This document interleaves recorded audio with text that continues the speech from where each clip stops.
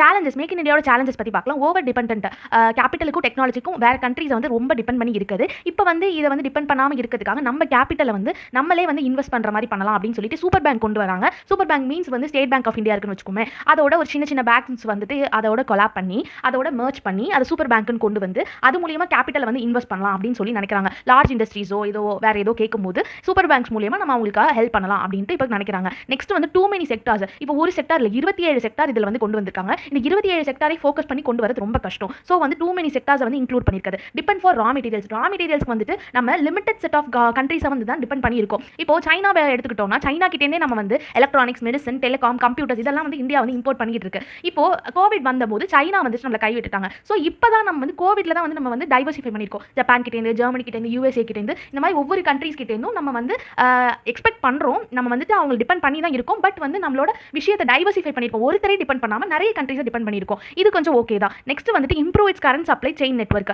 அதான் ஜியோ. இப்போ வந்துட்டு ரஷ்யாவையும் நம்ம டிபெண்ட் பண்ணியிருக்கோம், யுக்ரைனையும் நம்ம டிபெண்ட் பண்ணியிருக்கோம். யுக்ரைன் வந்துட்டு அக்ரிகல்ச்சர் ப்ராடக்ட்ஸ்க்காக டிபெண்ட் பண்ணியிருக்கோம். ரஷ்யா வந்து பிரம்மோஸ் மிசைல் இந்த மாதிரி இதுக்காக டிபெண்ட் பண்ணியிருக்கோம். நம்ம இங்கே அங்கே டிபெண்ட் பண்ணி இருக்கிறதுனால இந்த குளோபல் ஜியோ பாலிடிக்ஸ் நடக்கும்போது நம்மளும் இது கூட சேர்ந்து அஃபெக்ட் ஆகிறோம். இது வந்து சேஞ்ச் ஆகணும் அப்படின்னு சொல்கிறாங்க. தேர்ட் பாயிண்டே தான் ஃபோர்த் பாயிண்ட் கிட்டத்தட்ட. அடுத்து வந்து நமக்கு ஆவரேஜ் ஸ்கில். நான் இதுக்கு வீடியோ போட்டிருக்கேன். ஆவரேஜ் ஸ்கில் நமக்கு வந்து 4.7% தான். ஆனால் சவுத் கொரியா எடுத்துக்கிட்ட 96%. ஆனால் நம்ம மேக் இன் இந்தியாவில் பண்ணுற எல்லா விஷயங்களுமே ஸ்கில் உள்ளவங்க பண்ணுற விஷயங்கள் தான். இதுக்கு ஸ்கில் வந்து ரொம்ப தேவை. ஆனால் 4.7% தான் இருக்குது. ஸோ நியூ ஜாப்ஸ் கொடுக்குறதெல்லாம் ரொம்ப கஷ்டம். அதனால ஆவரேஜ் ஸ்கில்லுமே வந்துட்டு நம்மளுக்கு ஒரு நெகட்டிவ் பாயிண்ட்.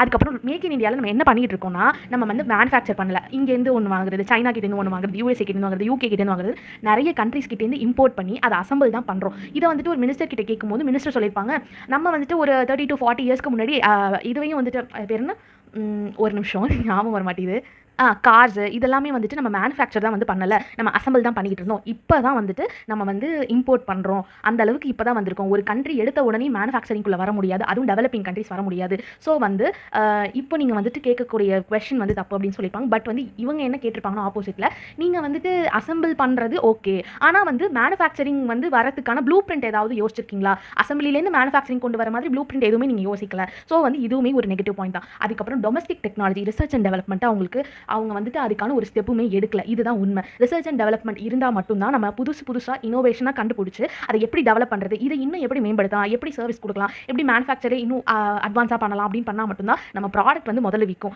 அதுக்கே இவங்க வந்துட்டு எந்த ஸ்டெப்பும் எடுக்கல. இப்போ தான் ஒரு ஸ்டெப் எடுத்து வச்சிருக்காங்க. அதுவும் இப்போ எப்படி சொல்கிறது, அதுக்கான அமௌண்ட்டை மட்டும் தான் இது பண்ணியிருக்காங்க. இன்னும் வரைக்கும் அதுக்கான ஸ்டெப்ஸ் எடுக்கல. இதுதான் நெகட்டிவ் ஆஃப் எம்ஐஏ. தேங்க்யூ.